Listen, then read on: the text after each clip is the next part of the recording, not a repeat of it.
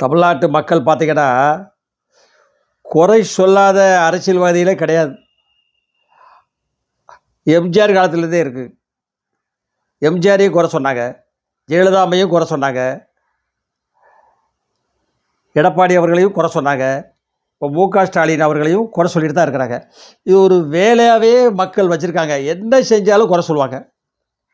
ஏன்னா அவங்க ஓய்வறியாத வேலை.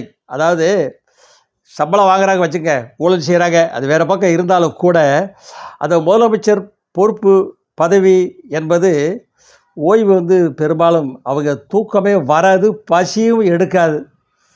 ரொம்ப சிரமப்பட்டு தான் வாழ்ந்துட்டு இருப்பாங்க. என்ன செய்கிறது அப்படின்னு. ஓய்வறியாத ஒரு வேலை, வேலை சுமை, பணி, எந்திரமாக இருப்பார்கள். அதை மனதில் வைத்து கொண்டுதான் மற்றவர்களை நாம் குறை சொல்ல வேண்டும். பதவிக்கு வந்தால் யாரும் இப்படி தான் இருப்பாங்க. அதுக்கு என்ன செய்கிறது? தமிழ்நாட்டு தலைவெழுத்து, நல்லவர்கள் எங்கே போய் தேடுறது? எங்கேயும் கிடைக்க மாட்டாங்க.